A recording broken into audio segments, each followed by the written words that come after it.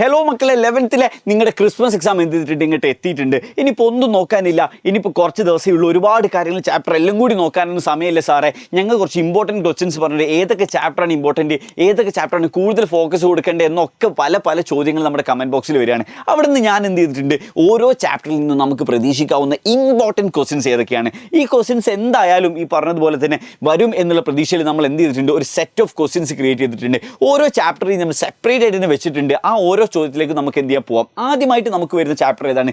Business, trade, commerce എന്ന് പറയുന്ന നമ്മൾ 11th സ്റ്റാൻഡേർഡ് തുടങ്ങിയ സമയത്ത് ആദ്യമായിട്ട് ബിസിനസ്സിനെ കുറിച്ച് പറഞ്ഞിട്ടുള്ള ഒരു ചാപ്റ്റർ ആണല്ലേ. ആ ചാപ്റ്ററിൽ ഏറ്റവും ഇമ്പോർട്ടൻ്റ് ആയിട്ട് പറഞ്ഞ കാര്യമായിരുന്നു what do you mean by industry, briefly explain the major categories. ഇല്ല, നിങ്ങൾ ആ ഒരു ഗ്രാഫ് ഓർക്കുന്നുണ്ടെങ്കിൽ അല്ലെങ്കിൽ ആ ഒരു ഡയഗ്രാം ഓർക്കുന്നുണ്ടെങ്കിൽ ബിസിനസ്സിനെ നമ്മൾ രണ്ടായി ഡിവൈഡ് ചെയ്യും. ഇൻഡസ്ട്രി എന്നും കൊമേഴ്സ് എന്നും ഡിവൈഡ് ചെയ്തിട്ടുള്ള ആ ഒരു ചാപ്റ്റർ മൊത്തം നമ്മൾ എന്താണ് ഡിസ്കസ് ചെയ്യുന്നത്, അതിനെക്കുറിച്ച് മാത്രമാണ് അല്ലേ. ആ ഭാഗത്ത് നിന്ന് നമ്മുടെ ഇൻഡസ്ട്രിയുടെ ഭാഗവും അതേപോലെ തന്നെ കൊമേഴ്സിൻ്റെ ഭാഗവും, ആ രണ്ട് ഭാഗവും ഒന്ന് കൃത്യമായിട്ട് പഠിച്ചു കഴിഞ്ഞാൽ മക്കളെ ആ ചാപ്റ്ററിൻ്റെ ഒരു 50%, 50% എന്തായിട്ടുണ്ട്, അതോടുകൂടി കഴിഞ്ഞിട്ടുണ്ട് എന്നുള്ളതാണ് കേട്ടോ. ഓക്കെ, അപ്പോൾ ആ കൊമേഴ്സും കാര്യങ്ങളും പഠിച്ചു വെക്കുക, അതേപോലെ ഇൻഡസ്ട്രിയെ കുറിച്ചും പഠിച്ചു വെക്കുക. 5 factors the important to consider to starting a business. ഒരു ബിസിനസ് സ്റ്റാർട്ട് ചെയ്യുമ്പോൾ നിങ്ങൾ ശ്രദ്ധിക്കേണ്ട കാര്യങ്ങൾ എന്നുള്ളൊരു ചോദ്യം ഒരു ജനറൽ ആസ്പെക്റ്റിൽ എന്തായാലും എക്സാമിന് ചോദിക്കുന്നതാണ്. അതുപോലെ തന്നെ റിസ്ക്കുമായിട്ട് ബന്ധപ്പെട്ടുള്ളത് അല്ലേ.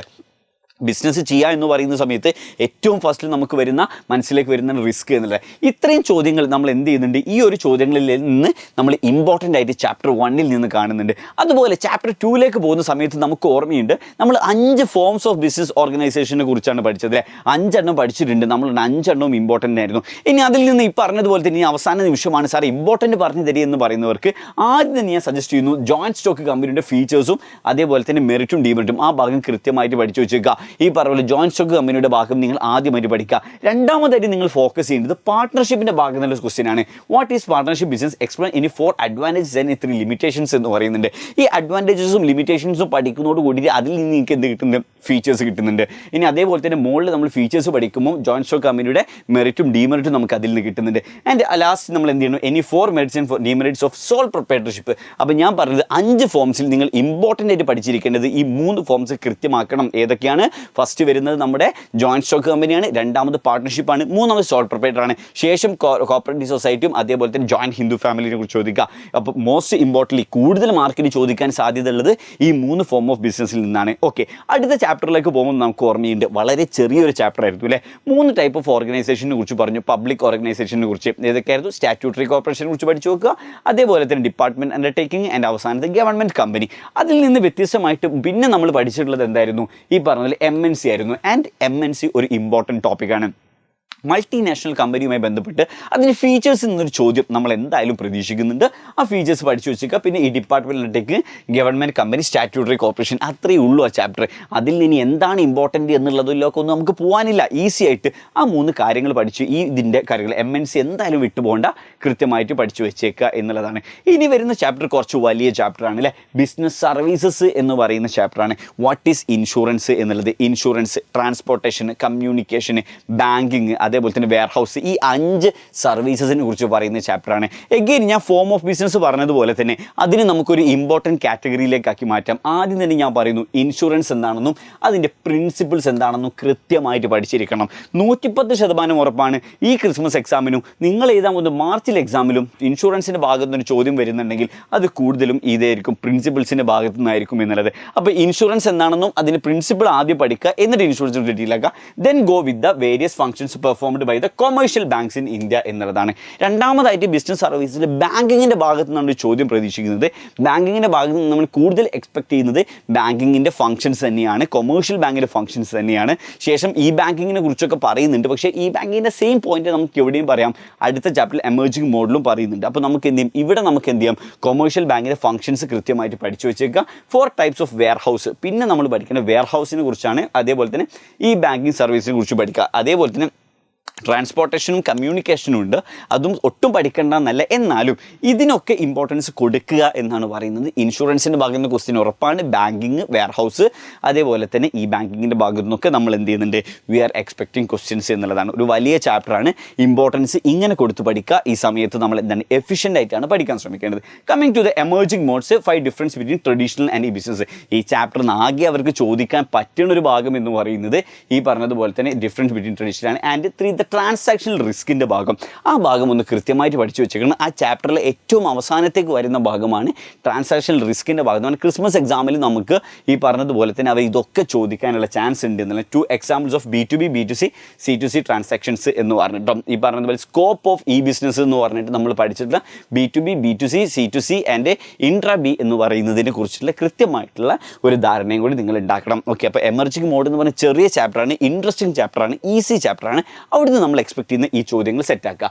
Social responsibilities of business and business ethics എന്ന് പറയുന്നു. What do mean by pollution, various courses of pollution.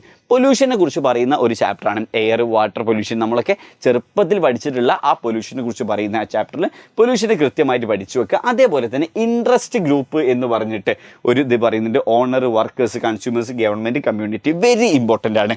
ആ ഭാഗത്ത് നിന്ന് എപ്പോഴും ചോദ്യങ്ങൾ കാണാറുണ്ട്. ആരൊക്കെയാണ് ബിസിനസ്സിൻ്റെ ഇൻട്രസ്റ്റ് ഗ്രൂപ്പ്സ്, അവരോട് എങ്ങനെയാണ് ബിസിനസ് റെസ്പോൺസിബിൾ ആയിട്ട് ഇരിക്കുന്നത് എന്നുള്ളൊരു ചോദ്യം വരുന്നുണ്ട്. And write the notes on different kinds of social responsibilities business പറയുന്നുണ്ട്. ബിസിനസ് എത്തിക്സ് എന്താണെന്ന് പറയുന്നത്, elements of business ethics. Business എത്തിക്സിൻ്റെ ഭാഗത്തുനിന്നും ഒരു ക്വസ്റ്റ്യൻ ഷുവറാണ്. കാരണം ആ ചാപ്റ്ററിനോട് അത്രയും നീതി പുലർത്തുന്ന ഒരു ഭാഗമാണ് ബിസിനസ് എത്തിക്സ് എന്ന് പറയുന്നത്. എന്തൊക്കെയാണ് എത്തിക്കൽ ബിസിനസ് എന്നും എന്താണ് അൺഎത്തിക്കൽ ബിസിനസ് എന്നുള്ള ഭാഗമൊക്കെ ഒന്ന് വായിച്ചു വെച്ചേക്കുക. കാരണം ജനറൽ ടോപ്പിക്കാണ് ഇത്. മൊത്തത്തിൽ നമ്മുടെ ചുറ്റുപാടുള്ള പൊല്യൂഷനും കാര്യങ്ങളും അതുകൊണ്ട് ഉണ്ടാകുന്ന പ്രശ്നങ്ങളും ഒക്കെ പറയുന്ന ഒരു സിമ്പിൾ ചാപ്റ്ററാണ്. എന്ത് ചെയ്യേണ്ട, ഒട്ടും വിട്ട് കളയേണ്ട, ഈസി ആയിട്ട് കുറച്ചൊക്കെ ജനറൽ ടോപ്പിക്സിൽ നിങ്ങൾക്ക് ആൻസർ ചെയ്യാൻ പറ്റും എന്നുള്ളതാണ് ഇതിൻ്റെ പ്രത്യേകത. Coming to the formation of a company, ഈ പറഞ്ഞതുപോലെ തന്നെ ഫോർമേഷനിൽ ഈ പറഞ്ഞ പോലെ കുറച്ച് ടോപ്പിക്സ് നമുക്ക് പഠിക്കാനുള്ളൂ. MOയെ കുറിച്ചിട്ടും അതിൻ്റെ ഈ പറഞ്ഞതുപോലെ തന്നെ അതിലുള്ള ഡിഫറെൻറ്റ് ക്ലോസസിൻ്റെ ഭാഗത്തുനിന്ന് ഒരു ചോദ്യം നമ്മൾ എന്തായാലും എക്സ്പെക്ട് ചെയ്യുന്നുണ്ട്. ഈ പറഞ്ഞതുപോലെ MOA ഡോക്യുമെൻറ്റ്സിൽ ഏറ്റവും പ്രധാനപ്പെട്ട ഡോക്യുമെൻ്റാണ് കമ്പനിയുടെ MOA എന്ന് പറയുന്ന രജിസ്ട്രേഷനിൽ. ആ MOയിൽ എന്തൊക്കെ കാര്യങ്ങൾ വേണം എന്നുണ്ട്. ഹൂ ഇസ് എ പ്രൊമോട്ടർ എന്ന് പറയുന്നുണ്ട്. പ്രൊമോട്ടറുടെ ഫംഗ്ഷൻസും പറയുന്നുണ്ട്, അതും ഒരു ഇമ്പോർട്ടൻറ്റ് ഭാഗമാണ്. പിന്നെ mention any 3 steps in the capital subscription. Capital സബ്സ്ക്രിപ്ഷൻ്റെ ഭാഗത്ത് നിന്ന് വരുന്ന കാര്യങ്ങൾ. ഈ 3 ഭാഗത്ത് നിന്ന് എന്തായാലും നമ്മുടെ ഭാഗത്ത് നിന്ന് ഫോർമേഷൻ ഓഫ് എ കമ്പനി എന്ന് പറയുന്ന ചാപ്റ്ററിൽ നിന്ന് ഈ 3 ഭാഗത്തു നിന്നുള്ള ചോദ്യങ്ങൾ നമ്മൾ എന്തായാലും എക്സ്പെക്ട് ചെയ്യുന്നുണ്ട്. പ്രൊമോട്ടറുടെ ഫംഗ്ഷനും അതുപോലെ തന്നെ MOയിലെ കണ്ടൻസ്, അതുപോലെ തന്നെ നമ്മുടെ ഈ ക്യാപിറ്റൽ സബ്സ്ക്രിപ്ഷനുമായി ബന്ധപ്പെടുന്ന കുറച്ച് സ്റ്റെപ്സും വരുന്നു. And the last chapter comes with business finance എന്ന് പറഞ്ഞിട്ട് നമ്മളൊരു 10ഓളം ഫിനാൻഷ്യൽ സോഴ്സസിനെ കുറിച്ച് പഠിക്കുന്നുണ്ട്. ആ 10ഓളത്തിൽ നമ്മൾ ഈ പറഞ്ഞതുപോലെ തന്നെ ഏതാണ് ഇമ്പോർട്ടൻ്റ് എന്ന് ചോദിച്ചാൽ നമ്മൾ കൺഫ്യൂസ്ഡ് ആണ്. ബട്ട് സ്റ്റിൽ ഈ ഷെയർ ആൻഡ് ഡിബഞ്ചറിൻ്റെ ഭാഗത്ത് നിന്ന് ഒരു ക്വസ്റ്റ്യൻ നമ്മൾ എന്തായാലും പ്രതീക്ഷിക്കുന്നുണ്ട്. ഡിഫറൻസ് ബിറ്റ്വീൻ ആയിട്ടോ മറ്റായിട്ടോ ഒരു ക്വസ്റ്റ്യൻ ഷെയറിൻ്റെ ഭാഗത്ത് നിന്ന് നമ്മൾ എക്സ്പെക്ട് ചെയ്യുന്നുണ്ട്. റീറ്റെയിൻഡ് ഏർണിങ്സിൻ്റെ ഭാഗത്ത് നിന്ന് ക്വസ്റ്റ്യൻ പ്രതീക്ഷിക്കുന്നുണ്ട്. ലീസ് ഫിനാൻസിങ്ങിൻ്റെ ഭാഗത്ത് നിന്ന് പ്രതീക്ഷിക്കുന്നുണ്ട്. ആൻഡ് ട്രേഡ് ക്രെഡിറ്റ് എന്ന് പറയുന്ന ഭാഗത്ത് നിന്നും ഒരുപാട് വേറെ ഉണ്ട്. കൊമേഴ്ഷ്യൽ പേപ്പർ ഉണ്ട്, പബ്ലിക് ഡെപ്പോസിറ്റ് ഒക്കെ ഉണ്ട്, ഈ പറഞ്ഞ ഫാക്ടറിങ് ഉണ്ട്. ഈ ഭാഗത്തു നിന്നൊക്കെ നമ്മൾ ഉണ്ടെങ്കിലും ഈ ഭാഗങ്ങളൊക്കെ ഒന്ന് കൃത്യമായിട്ട് വെച്ചേക്കുക. ഫാക്ടറിങ്ങിൻ്റെ ഭാഗം ഒന്ന് നോക്കി വെച്ചേക്കുക. ഓക്കെ, പക്ഷെ അത്ര ഡീറ്റെയിൽ ആയിട്ട് കഷ്ടപ്പെട്ട് പഠിക്കേണ്ട കാര്യമൊന്നുമില്ല. ഒരു 3, 4, 5 സോഴ്സ് കൃത്യമായിട്ട് വെക്കുക. ഒരു പക്ഷേ അവർ ഏതൊക്കെയാണ് സോഴ്സ് എന്ന് ജനറലായിട്ട് ചോദിക്കും. ഇഷ്ടമുള്ളൊരു 4 എണ്ണം പറഞ്ഞാൽ അത് നിങ്ങൾ എന്ത് ചെയ്തിരിക്കണം, സെറ്റാക്കി വെച്ചിരിക്കണം എന്നുള്ളതാണ് കേട്ടോ. അപ്പോൾ ഇത്രയാണ് നമുക്ക് ചാപ്റ്റർ വൈസ് ആയിട്ട് വരാനുള്ളത്. അപ്പോൾ ഇതിൻ്റെ ആൻസർ എവിടെ നിന്ന് കിട്ടും, ഇതൊക്കെ എങ്ങനെ എളുപ്പത്തിൽ പഠിക്കാൻ പറ്റുമെന്നൊക്കെ ഉണ്ടെങ്കിൽ ഒരുപാട് ലൈവുകളായിട്ട് എജുപോർട്ട് വരുന്നുണ്ട്. ഈ ലൈവുകളുടെ ലിങ്കും കാര്യങ്ങളൊക്കെ കിട്ടാൻ വേണ്ടിയിട്ട് നമ്മുടെ +1 സ്റ്റഡി ഗ്രൂപ്പിലേക്ക് ജോയിൻ ചെയ്യാത്ത ആരെങ്കിലും ഉണ്ടെങ്കിൽ ഇപ്പം തന്നെ താഴത്തെ കമൻറ്റ് ബോക്സിൽ ലിങ്ക് ഉണ്ട്. ആ ലിങ്കിൽ ജോയിൻ ചെയ്യുക. അവിടെ നിന്ന് നിങ്ങൾക്ക് ലൈവിന് ലിങ്കും മൈക്രോ ബീറ്റും നോട്ട്സും ഡെയിലി പ്ലാനും എല്ലാ കാര്യങ്ങളും സെറ്റായിട്ട് കിട്ടുന്നതാണ്. നമ്മുടെ യൂട്യൂബ് പേജിൽ വരുന്ന ഓരോ അപ്ഡേറ്റ്സും അതിൽ നമ്മൾ കിട്ടുന്നതാണ്. അതിനുവേണ്ടി എന്ത് ചെയ്യുക, ജസ്റ്റ് ഫ്രീ ആയിട്ടാണ് ഈ താഴത്തുള്ള ലിങ്കിൽ ഒന്ന് ജോയിൻ ചെയ്ത് കഴിഞ്ഞാൽ യു വിൽ ഏബിൾ ടു അതിലേക്ക് കയറാൻ വേണ്ടി പറ്റുന്നതാണ്. And coming with the last one, നമ്മുടെ കലാശക്കോട്ടിലേക്ക് എത്തിയിട്ടുണ്ട്. സത്യം പറഞ്ഞാൽ ഡിസംബർ ആയിട്ടുണ്ട്. ജാനുവരി, ഫെബ്രുവരി, ഈ ഡിസംബർ ഇനി ഈ എക്സാമും വെക്കേഷനും ഒക്കെ ആയിട്ട് അങ്ങ് പോവും. അത് കഴിഞ്ഞാൽ പിന്നെ ജനുവരി ഒന്നും ഇങ്ങോട്ട് കഴിയുമ്പോഴത്തേക്കിന് ഫെബ്രുവരി, മാർച്ചിൽ നമ്മുടെ പബ്ലിക് എക്സാമാണ്. ഇനി അതിലേക്ക് പ്രിപ്പറേഷൻ ഇനി ഒട്ടും വൈകിക്കാനില്ല. എന്ന് വെച്ചാൽ ക്രിസ്മസ് എക്സാം എഴുതി ക്രിസ്മസ് വെക്കേഷനും കൂടെ അങ്ങോട്ട് ആഘോഷിച്ച് കഴിഞ്ഞാൽ പഠിച്ചു തുടങ്ങുക എന്നുള്ളതാണ്. ആ പഠിച്ച് തുടങ്ങുന്നതിന് ഫുൾ സപ്പോർട്ടുമായിട്ട് എജുപോർട്ട് ടീം ഇവിടെ സെറ്റാണ്. നമ്മുടെ അവസാന കലാശക്കൂട്ട് വി ആർ പ്ലാനിങ് ഫോർ 1,999 റുപ്പീസിന് നമ്മൾ എന്ത് ചെയ്തിട്ടുണ്ട്, വി ആർ അനൗൺസിങ് ഇറ്റ്. ഇത് വേണ്ടവർ ഇപ്പം തന്നെ താഴത്ത് വരുന്ന ഫസ്റ്റ് 2000 സ്റ്റുഡൻസിന് നമ്മൾ എന്ത് ചെയ്യുന്നുള്ളൂ, ഈ ഓഫർ കൊടുക്കുന്നുള്ളൂ. അപ്പോൾ പെട്ടെന്ന് തന്നെ താഴത്തുള്ള ലിങ്കിൽ എന്ത് ചെയ്യുക, ജോയിൻ ചെയ്തിടുക. അതിൽ നിന്ന് വരുന്ന കോൾ വരുന്നത് അറ്റൻഡ് ചെയ്തിട്ട് ഈ പറഞ്ഞതുപോലെ തന്നെ കാര്യങ്ങളൊക്കെ ചോദിച്ചിട്ട് പേയ്മെൻറ്റ് ചെയ്യുക കേട്ടോ. ഓക്കെ, എത്രയാണുള്ളത് നിങ്ങളുടെ എക്സാമിന് എല്ലാവിധ all the best for your examination and thank you. By.